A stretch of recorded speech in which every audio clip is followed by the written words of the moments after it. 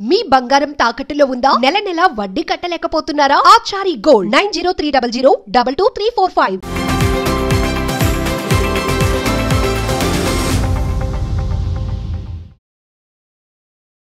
నమస్తే, welcome to our channel. నేను మీ దిలీప్. ఈరోజు మన స్టూడియోలో మనతో ఉన్నారు. బహుశా ఆయన పేరు చెప్పనవసరం లేదనుకుంటున్నాను, ఎందుకంటే 8 వసంతాలు సినిమా మనం చూసాం. అసలు ఆ సినిమా నిజంగా ఎంత జనానికి కనెక్ట్ అయిందో చెప్పనవలసిన అవసరం లేదు. ఆయన ఎవరో కాదండి, ఈరోజు మనతో ఉన్నారు 8 వసంతాల మూవీ హీరో రవి దుగ్గిరాల గారు. ఈరోజు ఆయన మనతో ఉన్నారు. కొన్ని విషయాలు ఆయన అడిగి తెలుసుకున్నాం. రవి గారు నమస్తే. నమస్తే, థ్యాంక్ యూ. ఎలా ఉన్నారు? బాగున్నాడు, very happy. First of all మీకు కంగ్రాచులేషన్స్. ఏంటంటే ఆ మూవీ నిజంగా హిట్ కొట్టడం, నిజంగా అన్నీ అసలు కామ్గా వచ్చే సినిమా అనేది జనాల్లోకి బాగా ఆడియన్స్లోకి రీచ్ అయింది. సో ఈ మూవీ గురించి మనం మాట్లాడుకునే ముందర మనం అసలు మీ చైల్డ్హుడ్ ఎక్కడి నుంచి స్టార్ట్ అయింది ఏంటో మనం ప్రస్తుతం అక్కడి నుంచి మొదలు పెట్టుకుంటాం. Sir, first of all Ravi గారు ఎక్కడ పుట్టారు, ఎక్కడ పెరిగారు, కొంచెం నా కోసం, మా వ్యూయర్స్ కోసం కొంచెం చెప్పండి. షూర్, షార్ట్గానే చెప్తా. నాది ప్రాపర్ హైదరాబాదే అండి. మా ఫాదర్ది కూడా, మా పేరెంట్స్ది హైదరాబాదే. సో స్కూల్ ఎడ్యుకేషన్ మొత్తం ఇక్కడే. 10th క్లాస్ వరకు, ఇంటర్ వరకు ఇక్కడే. తర్వాత కాలేజ్ ఇంజనీరింగ్ కోసం బయటికి వెళ్ళండి. I graduated from బిచ్పిల్లాని. తర్వాత మళ్ళీ వెనక్కి వచ్చా జాబ్ కోసం. హైదరాబాద్లో పనిచేసా. అప్పుడు కొన్ని షార్ట్ ఫిల్మ్స్ అన్నీ, కొంచెం థియేటర్ అన్నీ చేశా. తర్వాత మళ్ళీ కొన్ని కారణాల వల్ల వదిలేయాల్సి వచ్చింది అబ్రప్ట్గా. కొన్ని రోజులు ఓవర్సీస్లో ఉద్యోగం చేసుకున్నా, ఫారెన్లో. తర్వాత మళ్ళీ ఆ సినిమా అనేది, ఆ పిచ్చి, ఆ బగ్ ఇంకా ఉంది కాబట్టి వెనక్కి వచ్చా. చాలా అందరిలానే నేను బాగానే తిరగడము, జనాల్ని కలవడము, ఆడిషన్స్ అని, ఆఫీసులకి వెళ్ళడం, అందరిలానే అన్నీ చేశా. మళ్ళీ అదృష్టవశాత్తు ఏంటంటే అప్పుడెప్పుడో నేను పనిచేసిన డైరెక్టర్ గారే మళ్ళీ నన్ను పిలవడము, మెల్లమెల్లగా ఈ ఆపర్చునిటీ ముందుకెళ్ళడం, అలా మళ్ళీ నేను సినిమాల్లోకి వచ్చా. సార్, సినిమాలోకి మీరు ప్యాషన్తో వచ్చారా, పైసల కోసం సంపాదిద్దాం వచ్చారంటే ఏం చెప్తారు? డెఫినెట్లీ ప్యాషన్ కోసమే అండి, అందులో ఏమాత్రం డౌట్ లేదు. ఎందుకంటే నేను చాలా పెద్ద ఉద్యోగం వదిలేసుకుని వచ్చాను. ఏం చేసేవారు గతంలో మీరు? అంటే data analytics and product management, IT side related మొత్తం. సో నేను చాలా కంఫర్టబుల్, లగ్జూరియస్ పొజిషన్ని వదిలేసుకుని వచ్చా కాబట్టి 100% కాన్ఫిడెన్స్తో చెప్తున్నా, డబ్బు కోసం అయితే రాలేదు. గతంలో మీరు షార్ట్ ఫిల్మ్స్ చేశారు కదా, షార్ట్ ఫిల్మ్స్ నుంచి ఎందుకు సడన్గా ఇటువైపు ఎందుకు రావాల్సి వచ్చింది? నేను అప్పుడు కూడా ఉద్యోగం చేసేవాడిని, లేకపోతే మధురం అని ఒక మధురం అది మధురంకి ముందు 1-2 షార్ట్ ఫిల్మ్స్ చేశాను. మధురం అనేది ఒక 1 hour ఒక చిన్న సినిమా లాంటిది ఆల్మోస్ట్ యూట్యూబ్లో. అది చాలా సెన్సేషనల్ సక్సెస్ అయింది. అయితే దాని తర్వాతే నాకు కొంచెం పరిస్థితులు అనుకూలించలేదు. అందువల్ల ఏంటంటే నేను కొన్ని రోజులు వర్కే కంటిన్యూ చేశాను. అంటే సినిమాల్లోకి రావడానికి అప్పుడు నాకు ఫేవరబుల్ సిచ్యువేషన్స్ లేవు. సో కొన్ని రోజులు వర్కే కంటిన్యూ చేసుకుని, అంతా ప్లాన్ చేసుకుని, కొంచెం సంపాదించుకుని, అలా అలా మెల్లమెల్లగా మళ్ళీ రావడానికి కొంచెం టైం పట్టింది. ఈసారి మాత్రం చాలా సీరియస్గా, చాలా ఒక కసితోనే వెనక్కి వచ్చా, ఎట్లన్నా ఉండిపోదామని. సో ఫస్ట్ స్టెప్ 8 వసంతాలు అవ్వడం నిజంగా చాలా హ్యాపీ. సార్, చిన్నప్పటి నుంచి ప్రతి మనిషికి ఒక ఏం ఉంటుంది, ఒక జాబో, బిజినెస్, గవర్నమెంట్ జాబో, లేదా అబ్రాడ్ వెళ్ళడం, లేకపోతే ఎంటర్ప్రీనర్గా డెవలప్ అవ్వడం, ఇలా మీ చిన్నప్పటి నుంచి ఏమేముంది సార్? అంటే నేను ఆఫ్టర్ 15 years తర్వాత Ravi I have to seen like this అని ఒక ఏమైనా మీకు ఏమైనా ఉందంటారా? తెలుగు రాష్ట్రాల్లో ఏంటంటే బీటెక్ అయిపోయాక ఆలోచిస్తారు మనం ఏమవుదాం అనుకుంటున్నాం అనేది. సో నేను అందరిలానే ఫస్ట్ బీటెక్ అయ్యాక ఆలోచించడం మొదలుపెట్టా. అసలు ఏంటి, మనకి ఏమి ఇష్టం, మన ప్యాషన్ ఏంటి, లేదా మన అంబిషన్ ఏంటి అనేది. సో మీరు అడిగిన క్వశ్చన్కి చిన్నప్పటి నుంచి ఇది అవ్వాలి అనేది ఎప్పుడు అనుకోలేదండి. అంటే ఒక్కొక్కసారి ఒక్కొక్కటి అనిపించేది. లేకపోతే యాక్టర్ అవ్వాలి, సినిమాల్లోకి రావాలి అనేది మాత్రం ఒక 10-12 years బ్యాక్ గట్టిగా ఉండేది. ఎవరు ఇన్స్పిరేషన్గా ఉండేవారండి మీకు చిన్నప్పుడు? అంటే ఇప్పుడు నాకు వర్క్ అయితే చిన్నప్పటి నుంచి నాకు విక్టర్ వెంకటేష్ గారు లాగా I have to be if I get a chance somewhere in my life అనుకుంటా. అలా మీ లైఫ్లో ఎవరు ఉన్నారు ఇన్స్పిరేషన్గా? అంటే ఒక సో కాల్డ్ హీరో ఉంటారు కదా, అలా ఎవరు ఉన్నారు మీద? తెలుగు వరకు డెఫినెట్లీ సూపర్ స్టార్ మహేష్ అండి, మహేష్ బాబు గారు. మురారి అనే సినిమా చూసి నేను చాలా చాలా చాలా ఇన్ఫ్లుయెన్స్ అయ్యాను. ఎలా? అంటే నాకు చాలా నచ్చింది ఆ సినిమా. అంటే అప్పుడే సినిమా పిచ్చి మొదలైంది నాకు. అంతకుముందు వరకు సినిమాలు ఎప్పుడో అలా అలా చూసామండి, అది కూడా ఇంట్లో టీవీల్లో వచ్చినప్పుడు. థియేటర్కి వెళ్ళి సినిమా చూడడం అనేది ఆ సినిమాతోనే మొదలైంది. అంటే హీరో అంటే ఎలా ఉంటాడు, ఒక పర్ఫార్మెన్స్ ఎలా ఉంటుంది,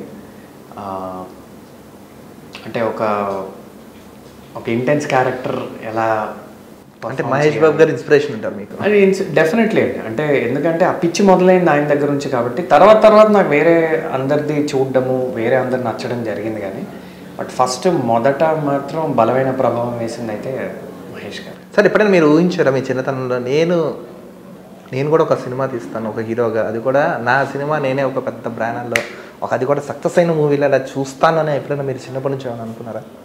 నిజంగా చెప్పాలంటే ఫస్ట్ సినిమాకి ఒక హీరో అవకాశం రావడం అనేది నేను ఎప్పుడు అనుకోలేదండి. నేను చాలా నిజాయితీగా చెప్తున్నాను. ఎందుకంటే నేను అందరిలోనే ఏమనుకున్నా అంటే, ఎస్పెషలీ మనం ఫిల్మ్ బ్యాక్గ్రౌండ్ కాదు కాబట్టి మనం కొంచెం చిన్న రోల్స్ వేసుకుంటూ లేదా ఫ్రెండ్ క్యారెక్టర్లు వేసుకుంటూ అలా మెల్లమెల్లగా మన అదృష్టం బాగుంటే ఒక 10 సినిమాల తర్వాత అలా మనకి కొంచెం ఒక లీడ్ క్యారెక్టర్ ఏదో వస్తుందేమో అనే ఒక మైండ్ సెట్తోనే నేను ప్రయత్నించడం స్టార్ట్ చేశాను. నిజంగానే నేను చిన్నవి చేయడానికి కూడా నేను రెడీగానే ఉన్నాను, ఎందుకంటే ఎక్కడో ఒకటి మనం మొదలు పెట్టాలి కాబట్టి. అయితే ఇదైతే అసలు ఎక్స్పెక్ట్ చేయలేదండి. నేను సినిమాల్లోకి రావాలి, ఒక హీరో అవ్వాలి అని అనుకున్నా కానీ ఫస్ట్ సినిమాకి అవుతానైతే నేను ఎప్పుడు అనుకోలేదు. అదొక ఎత్తు అయితే, ఫస్ట్ సినిమాకి ఇంత పెద్ద ప్రొడక్షన్ హౌస్ కానీ, ఇంత పెద్ద సెటప్ కానీ, ఇంత విజువల్లీ స్టన్నింగ్ ఫిల్మ్ కానీ, ఆర్ ఇలాంటి టీమ్ కానీ, అంటే ఇప్పుడు మనకి మైత్రి కానీ, హేషామ్ గారు కానీ, ఇప్పుడు డిఓపి గారు కూడా మొన్న రీసెంట్గా గామీకి అవార్డు వచ్చింది ఆయనకి. సో ఆయన కూడా ఏమీ చిన్న డిఓపి గారు. సో ఫస్ట్ సినిమాకే ఇంతమంది రావడము, ఇంత ప్రొడక్షన్ హౌసు, అండ్ మరీ చిన్న బడ్జెట్ సినిమా కూడా కాదండి, కొంచెం బాగానే ఖర్చు అయింది ఈ సినిమాకి, మీకు కనపడుతుంది. అవునవును. సో అది నిజంగా అదృష్టం అండి. అండ్ నాతో చాలామంది అన్నారు యాక్చువల్లీ, నా ఫెలో యాక్టర్స్ కూడా, ఫస్ట్ సినిమాకు ఒక హీరో ఛాన్స్ రావడం అనేది పూర్వజన్మ సుకృతం అని. సో నేనైతే ఎప్పుడు అనుకోలేదు. I think it's God's grace.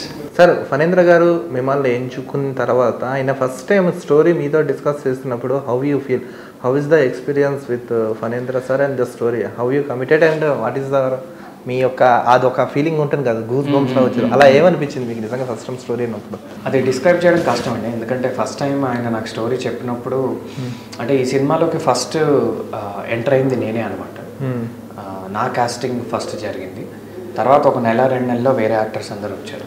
So ఈ సినిమా అంటే యాక్టర్స్ పరంగా ఫస్ట్ స్క్రిప్ట్ విన్నదైతే నేనే. అది నేను నిజంగా చాలా లక్కీగా ఫీల్ అవుతున్నాను. అయితే ఫస్ట్ ఆయన చెప్పిన వర్షన్ కొంచెం పెద్ద వర్షన్ అండి. తర్వాత మన సినిమా కోసం కొంచెం కుదించారు ఆయన. ఫస్ట్ ఆయన 12 వసంతాలు అని రాశారు.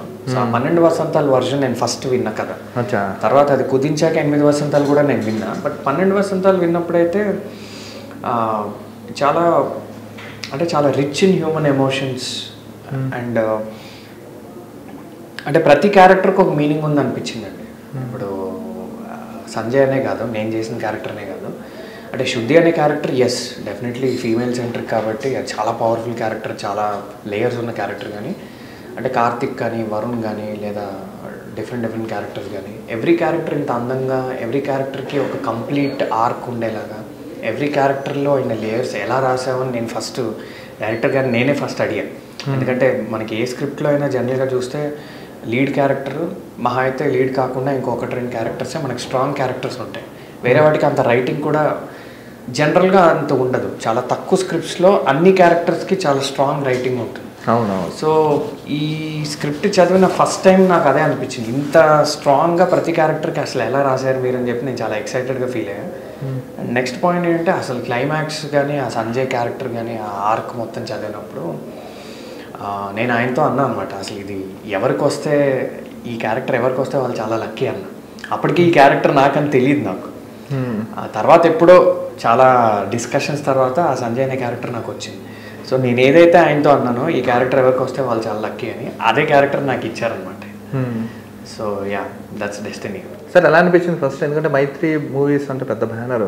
సో నవీన్ గారితోనే ఎలా సార్ మీ రిలేషన్ ఎలా ఉండేది? ఆన్ సెట్స్ కానీ ఆఫ్ స్క్రీన్ కానీ ఎలా ఉండేది?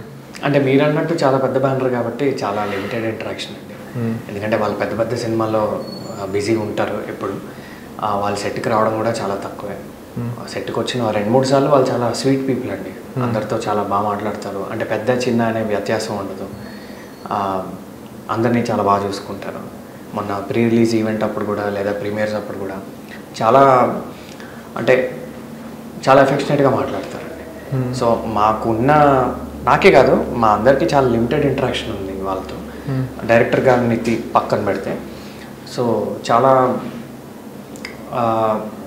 అంటే వీ ఫెల్ట్ వెరీ వెల్కమ్డ్ అండి. అంటే ఏ రోజు మేము చిన్నవాళ్ళను లేదా అలాంటి ఫీలింగ్ ఎప్పుడు రాలే వాళ్ళతో మాట్లాడుతున్నప్పుడు. ఫణీంద్ర గారితో ఎలా ఉండే సార్? డైరెక్టర్ ఫణీంద్ర గారితో హౌ ఈజ్ యువర్ బిల్డ్? అంటే మీకు ఎలా సపోర్ట్ చేసేవారు ఆయన? అంటే ఆయన అంటే how is your experience with working with him? అవునవును, ఆయనతో నేను 2వ సారి పనిచేస్తున్నాను అండి. చాలా మందికి తెలుసు ఆయనతో ముందు పనిచేశాను, బట్ తెలియని వాళ్ళకి ఇది నా 2వ సారి ఫణి గారితో. ఆయన అప్పుడు ఎలా ఉన్నారో ఇప్పుడు అలానే ఉన్నారండి. అంటే ఏంటంటే ఆయనకి ఒక స్ట్రాంగ్ విజన్ ఉంటుందండి. అంటే చాలా స్పష్టంగా ఉంటారు ఆయనకి ఏం కావాలి ఏం వద్దు, ఆయనకి ఫ్రేమ్ ఎలా ఉండాలి. అంటే మనం వేసుకునే కాస్ట్యూమ్ దగ్గర నుంచి అక్కడ లొకేషన్ ఏస్థెటిక్ వాల్యూ నుంచి అంటే ఎక్స్ప్రెషన్స్ దగ్గర నుంచి డైలాగ్ మనం పలికే ప్రతి పదం అంటే చాలా క్లియర్గా చెప్పేస్తారండి ఆయన. నాకు ఇలా కావాలి ఇలా కావాలి, ఇలాంటి ఒక మాడ్యులేషన్ కావాలి, ఇలాంటి ఒక బాడీ లాంగ్వేజ్ కావాలి.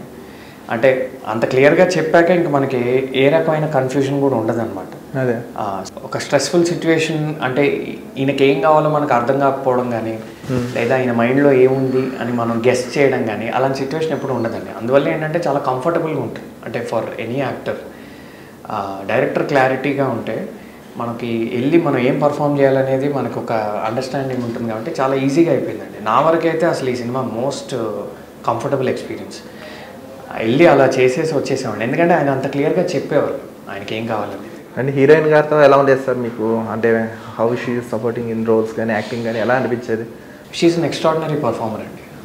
అంటే నేను చెప్పక్కర్లేదు, ఇవాళ చాలామంది చూసిన వాళ్ళందరూ అది అంటున్నారు కూడా.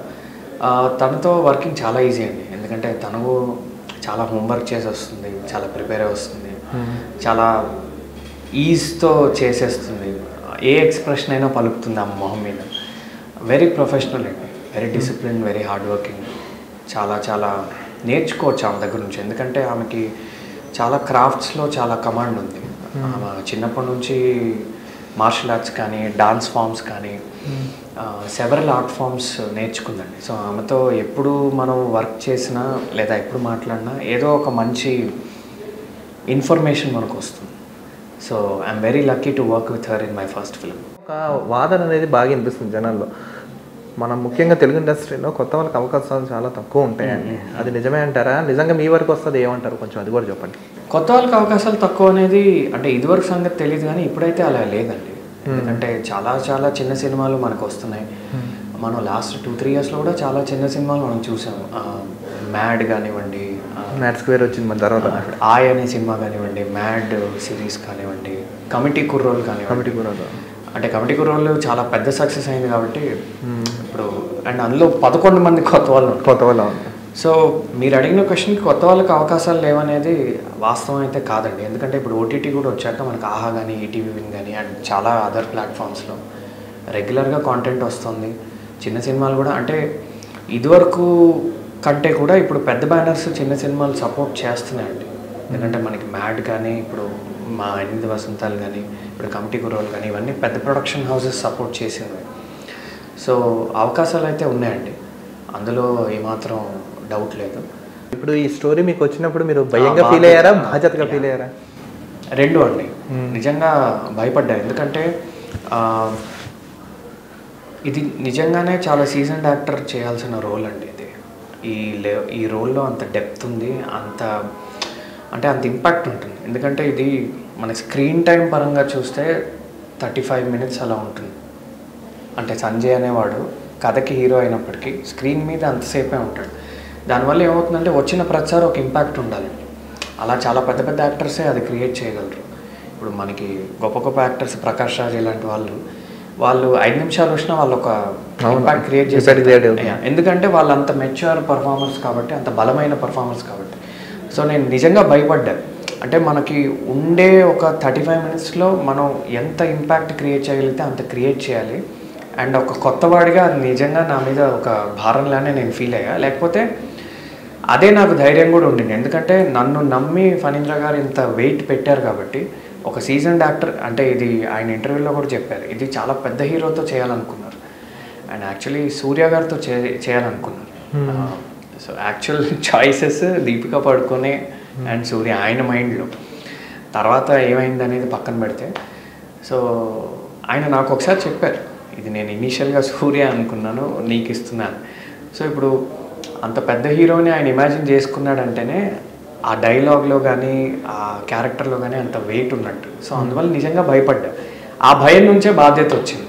ఓకే, ఈయన మనల్ని ఇంత నమ్ముతున్నాడు, ఒక సీజన్డ్ యాక్టర్ చేయాల్సిన రోల్ ఇచ్చాడు కాబట్టి చాలా బాధ్యతగా ఫీల్ అయ్యి నా వరకు 200% నేను ప్రాణం పెట్టి చేశానండి. నేను ఎంత చేయగలిగితే అంత, అంటే for the first time in my life నేను అద్దంలో చూసుకుని చెప్పుకోగలను, నా వరకు ఎఫర్ట్ పరంగా నేను 100% ఇచ్చాను. అవుట్పుట్ అనేది ఎలా వచ్చిందనేది ఒక్క నిమిషం పక్కన పెడితే, ఈ సినిమాకి ఎంత చేయగలిగితే నేను అంత చేశాను.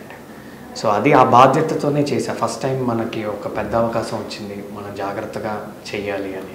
సార్, ఇండస్ట్రీలో మీకు బాగా ఇన్స్పిరేషన్ పర్సన్ అండ్ ఫర్దర్గా నేను ఆయనతో నేను చెయ్యాలని ఒక ఉంటుంది కదా మనకి యాక్టింగ్, అలా ఎవరున్నారు సార్ మీకు ఇండస్ట్రీలో?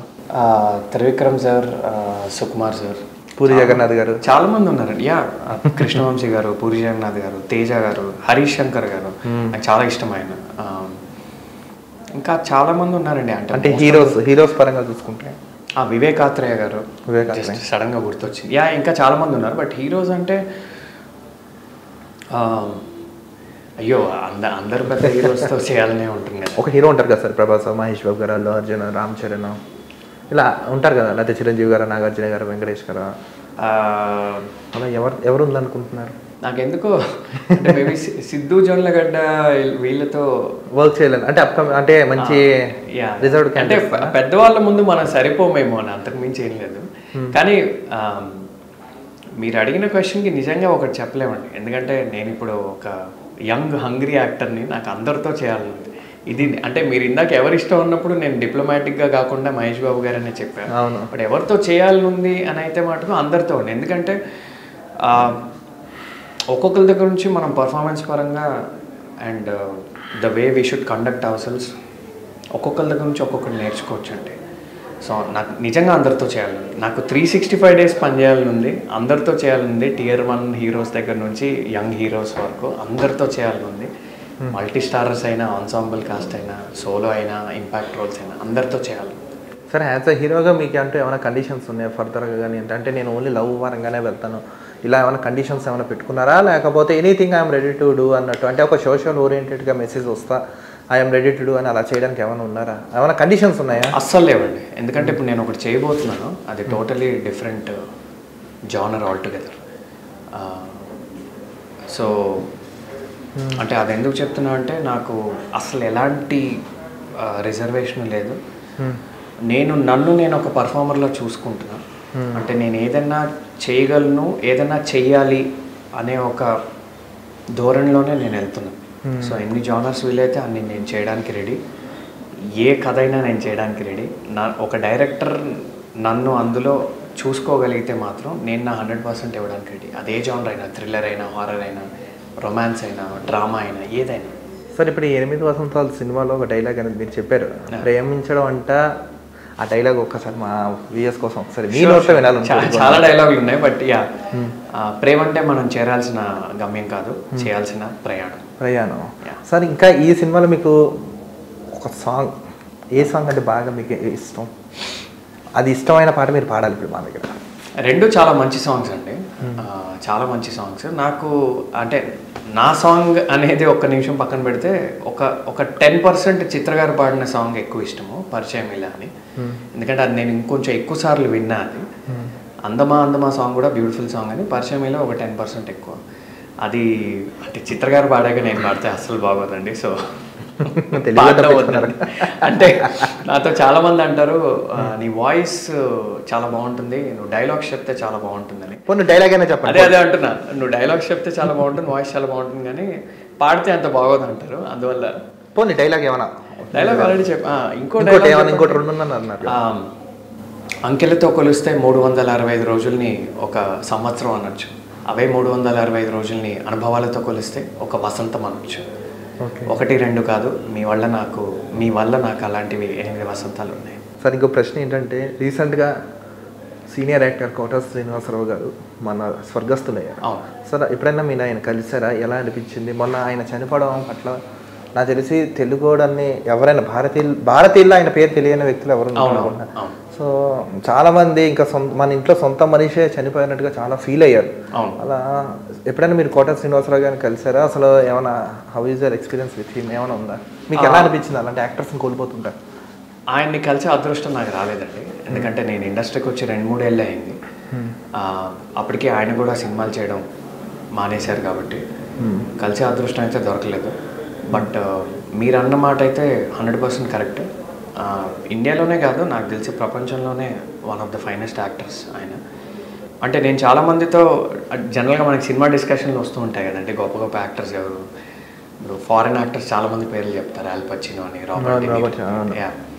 సో అలా నా ఫ్రెండ్స్ చాలామంది ఫారిన్ సినిమా డిస్కషన్స్ చేసిన ప్రతిసారి నేను చాలా ప్రౌడ్గా చెప్పేవాడిని, మాకు కోట శ్రీనివాసరావు గారు ఉన్నారండి, అంటే తెలుగు సినిమాకి. అంటే మీకు ఏమనిపించింది చనిపోయారు కదా అసలు? అయ్యో, అది చాలా పెద్ద లాస్ అండి. ఎందుకంటే నాకు తెలిసి అలాంటి యాక్టర్ మళ్ళీ రారు మనకి. అది చాలా పెద్ద లాస్ అందరికీ, అంటే ఇండస్ట్రీకి అని కాదండి, యాజ్ అ ప్రేక్షకుడు చెప్తున్నా. అంటే మళ్ళీ అలాంటి పర్ఫార్మర్ని మనం స్క్రీన్ మీద చూసే అదృష్టం మనకు ఉండకపోవచ్చు. సో నిజంగా నేను చాలా ఎమోషనల్గా ఫీల్ అయ్యా. ఆ రోజు నేను యూట్యూబ్కి వెళ్ళి ఆయన ఫైనెస్ట్ డైలాగ్స్, ఫైనెస్ట్ సీన్స్ అన్నీ ఒకసారి చూసా. నాకు తెలిసి నాలానే చాలామంది చూసుంటారు. కొన్ని సీన్స్ అయితే కొన్ని 100 సార్లు చూసుంటాండి. అంటే గణేష్ అనే సినిమాలో వెంకటేష్ గారి ఇంటికి వెళ్ళి తెలంగాణలో చెప్తారు ఒకటి, తెలంగాణ బ్యాక్గ్రౌండ్ మొత్తం చెప్తారు, నన్ను ఆ ఫైల్స్ ఇడి చేసేయి, నేను బతకాలి తమ్మి, ఇట్లా. అంటే అవన్నీ చాలా చాలా చాలా చూసా. సో దురదృష్టం ఏంటంటే ఆయనతో వర్క్ చేసే అవకాశం కానీ లేదా ఆయన్ని కలిసే అవకాశం కానీ దొరకపోవడం నిజంగా నా దురదృష్టం. సార్ ఇప్పుడు ఆఫ్టర్ 5 years, ఆఫ్టర్ 10 years అలా అయితే ఫ్యూచర్లో రవి దుగ్గిరాల గారు ఎలా ఉండబోతున్నారు? ఏమన్నా మీరు ఒక ప్లాన్ లాంటిది వేసుకున్నారా? అంటే ఇప్పుడు టాప్ స్టార్స్లో కూడా నా పేరు ఉండాలన్నట్లుగా ఏమన్నా మీ ఏమైనా ఉందో ఇప్పుడు ఇండస్ట్రీలో మీకు? అది ఇంకా పెద్ద పెద్ద ప్రాజెక్ట్స్ చేయాలి, అప్కమింగ్ ప్రాజెక్ట్స్ ఏమైనా ఉంటాయా? కొంచెం చెప్పండి. మంచి సినిమాలు చేయాలండి, మంచి కథలు చేయాలి, మంచి పర్ఫార్మెన్సెస్ చేయాలి. రవి ఏవైనా చేయగలడు అనే ఒక ఇమేజ్ కానీ ఒక ఇంప్రెషన్ కానీ ఆడియన్స్లో క్రియేట్ చేసుకోవాలి, ఫిల్మ్ మేకర్స్లో క్రియేట్ చేసుకోవాలి. డెఫినెట్గా మనకంటూ ఒక మార్కెట్ అనేది ఏర్పడితే ఇంకా మంచి కథలు చేయొచ్చు. సో అందుకోసం నాకు మార్కెట్ అనేది కూడా కావాలనుకుంటున్నాను, ఒక 5 ఏళ్లలో కానీ 10 ఏళ్లలో కానీ ఎప్పుడైతే అప్పుడు. సో నిలబడాలి, బలంగా నిలబడాలి అనే ఒక కసి ఉంది. ప్లాన్ అంటారా, మనం అంతగా ప్లాన్ చేసుకోలేమండి. మనకు వచ్చిన అవకాశాలని సద్వినియోగం చేసుకోవడం తప్ప మనం నెక్స్ట్ ఇది చేయాలి, దాని తర్వాత ఇది చేయాలి, దాని తర్వాత ఈ జోనర్ చేయాలి, అలా మనం ప్లాన్ చేసుకోలేమండి. మనం ఎంత ఆలోచించినా మనకు వచ్చిన 4-5లో బెస్ట్ సెలెక్ట్ చేసుకుంటూ ముందుకెళ్ళిపోవడం తప్ప ప్లాన్ చేసుకోలేము. బట్ ఇప్పుడు మనకుండే ఒక 15-20 మంది హీరోల్లో నా పేరు కూడా ఉండాలి అనేది నా కోరిక, నా ఆశ. ఉంటాను అనే నమ్మకం కూడా ఉంది. సార్ ఇప్పుడు ఇంకా అప్కమింగ్ ప్రాజెక్ట్స్ ఏమైనా ఉన్నాయా? ఏమున్నాయి అప్కమింగ్ ప్రాజెక్ట్స్ మీకు ఏమన్నా ఫర్దర్గా? డిస్కషన్స్ అవుతున్నాయండి. ఒకటి త్వరలో మొదలవుతుంది.